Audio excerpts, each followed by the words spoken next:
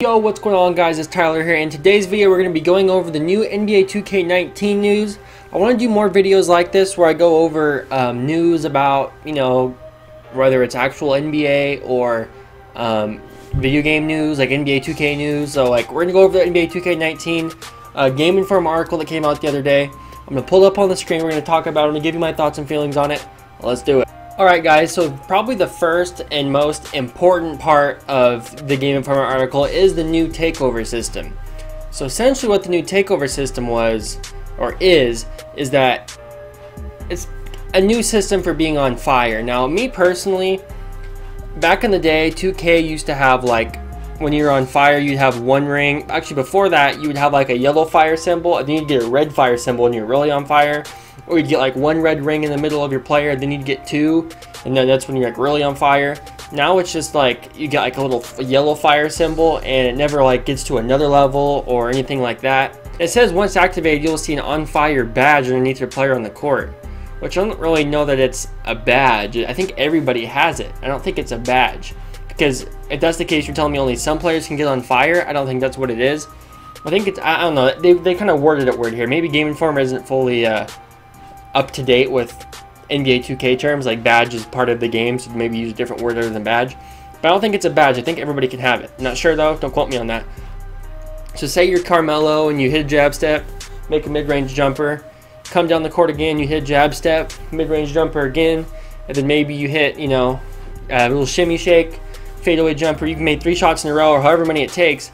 And all of a sudden, like it says right here for their example, if you get on fire with Rondo, your ankle breaker, your handles and your passing is going to get way better. Whereas, if you're Carmelo, your shooting is going to get way better. If you're Steph Curry, your three-point shooting is going to get way better. Stuff like that. If you're LeBron, you'll probably be able to blow by people if you're on fire. So I think it's interesting. It adds a nuance to the game, and I've honestly always felt like when you get on fire in 2K that it doesn't do enough. I think I've said that before in past videos. I know I've made so many videos, I don't know which one it is, but I know for sure I said that in a past video, where I just feel like when you get on fire, it's almost like you're missing more shots. Maybe it's because you're taking more shots and you're like, oh my god, I'm on fire, I gotta make it, Finger roll, he's on fire. Or maybe sometimes I'll hit a boom shakalaka. They're trying to even out the defense, and the one thing I have a problem with in 2K is that whenever they fix a problem, it's always an extreme. Like NBA 2K15 patch 4, you couldn't hit 3-pointers before patch 4. And then patch 4 came out, and then you could hit any player, almost seemed like could hit any 3 no matter what. It didn't matter. It was just the game turned into nothing but 3s. And then NBA 2K16 came along, and the offense was so crazy that they they tightened up the defense on that game, and then it felt like you couldn't move on the court, and the game felt super slow. The game felt like it was just sludge. And then they did release some patches that kind of fixed it. But then 17 and 18 came out, and it's kind of just been if you're a defender, you have no chance again. It's like they were too tight on defense, and now all of a sudden they're like, okay, we got to make offense better again. Now it feels like that's all there is. So the stealing system is nice. So it says successful steal opportunities are now governed by a zone system that judges vulnerability. Defenders who recognize prime stealing opportunities where the ball is exposed during open body hesitation dribbles, and when post players aren't protecting the ball from secondary defenders, for example, will be rewarded for their smart timing. Dribblers can't just string together moves with no concern about the defender's reach anymore. Reading those situations correctly, stealing at the right time will pop the ball out a lot easier. So if you're dribbling with Kyrie Irving on the top of the key, and you hit square correctly with Kawhi Leonard, for example, you're going to be getting the steal. If you hit it at the right time, say Kyrie dribbles the ball between his legs, and it's he's bringing it up, his hand's right here, and the ball's coming up right there. And then if you press square at the right time, you can snatch that ball from Kyrie. Whereas before, it's just you just keep pressing it, and your guy keeps waving his hand, and he gets a foul. I do feel like steals needed a fix. Now, that's something nobody really talks about, but it's something I always thought in my head. Stealing just seems like it's off, and I'm glad they fixed that. Now, it can't be too overpowered. You can't have everybody stealing every ball. So, you know, once again, we just got to see what they do when the game comes out, how it feels. And the thing 2K needs to do is, if people complain or something is a little overpowered one way, don't make it so overpowered the other way to where it's just like, you know, that, you know, what I was just talking about. Don't have something wrong in there, and then to fix it, just make it completely the other way. It's like, what's the point? Once again, we got more of a defense thing here, returning skill to one-on-ones. So basically what he's saying is they just don't want you to be able to blow by people like you could in this game. And that's nice, because the blow-bys, although they are sometimes, if you got like a couple guys on you and you just blow by one of them and just dunk the ball, it feels good, but it's way overpowered in this game. But yeah, the blow-bys are going to be gone, which is nice. And what I really like here is it's what he says right here. It's all about matching your stick to where the guy's trying to get to. That's where you'll get the set-offs, the brick walls. You'll get blow-bys if the guy's stick is the wrong way. So I don't know how this is going to work, especially online with 2K servers.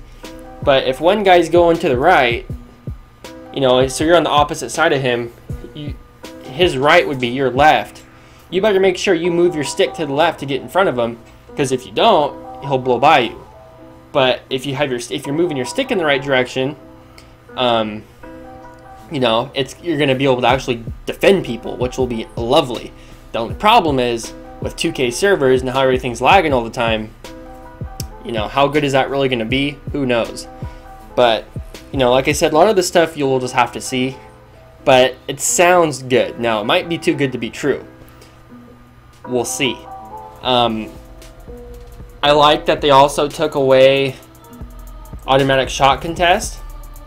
So if you, like, maybe you don't notice it because it's like second nature, but you can sometimes users, so say you're playing with the Lakers, or maybe that's a bad example. Say you're playing with the Jazz, and LeBron's dribbling at the top of the key and Joe Ingles is guarding him. LeBron drives past Joe Ingles, but you got Rudy Gobert. You can sometimes user the center, but as long as you don't press a button, the computer takes over until you press a button. So the computer will automatic shot contest for you. No more. If you user a player, you have to press triangle, or, you know, triangle, whatever it is in Xbox, Y. You have to press that to shot contest, because if you don't, your player will just stand there and LeBron will dunk. So I love that. I love that, because for one, you can't blame the CPU for why you didn't contest a shot anymore, and two, it's more of a skill gap. You have to know to do that, and if you don't, you'll lose. And three, it's just really satisfying when you get your own blocks.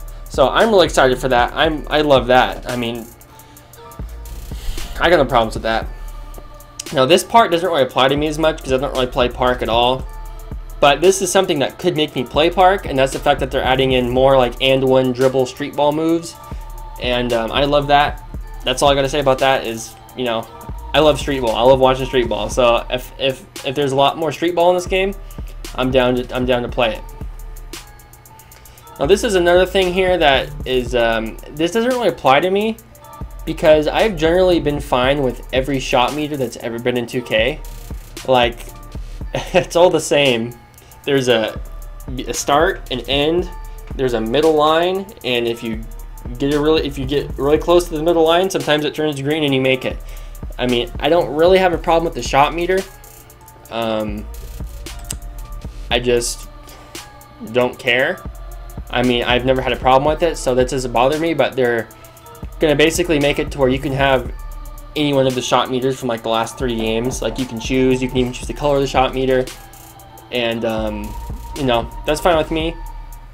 What I really like, though, actually, I take that back. There is something here that's good.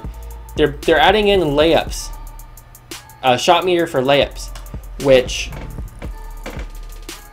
there have been a couple times. I don't know if this was a glitch or what, but I swear there have been a couple times in 2K18 where actually I drove to the basket with somebody and there was a shot meter on the layup, and it always made me feel like am I supposed to be timing the layup? Or because I've only heard people say, I've never seen the game tell me I'm supposed to be timing layups. I've heard people on YouTube say it. I don't time my layups. I just, you know, I guess maybe I do time my layups, but I don't know that I was supposed to be timing my layups. So point being is, now there's going to be a shot meter for layups, so you can time your layups and actually see when to let go instead of just guessing. And they have green release layups, so that'll be fun. It'll be different. It'll be exciting. Strong interior defense. So basically they're making interior defense better this year. They said with the new motion system, they ended up taking out a lot of multi-actor animations that they had in the past, so it made it really tough to protect the rim. That's why there were so many missed layups. It was kind of a band-aid to fix all that, because you could pretty much get them at will. That's a lot better now, and so the hit detection of when you were actually covered, excuse me, I mumbled that. That's a lot better now, and so is the hit detection of when you are actually covered and when you are not. So once again, this might be a little bit of an issue, because once again, this is like the second, third, fourth, I think third defensive improvement they've made, according to them. So we're getting to the point where maybe it's like, okay, we're hearing so much about defense, maybe it's going to get overpowered. We don't know. Like I said, this is all just speculation. I haven't played the game. They're not going to invite a 400 subscriber YouTube channel to go play 2K. It seems like 2K18 has potential, or seems like 2K19 has potential. Seems like 2K19 is going to be an enjoyable game. It seems like they talked about focusing on putting a skill gap in the game, which means little Jimmy that just bought a PS4 a week ago just got 2K because LeBron James is on the cover and he can't wait to play it. He's not going to be able to step onto the game and dominate. And I don't know. That's it, guys. That's my video. I hope to make more videos like this in the future. If you like this video and you want me to do more stuff like this, leave a like and let me know, and I will. And thanks for watching. I'll talk to you in the next one. Mwah. I love yous.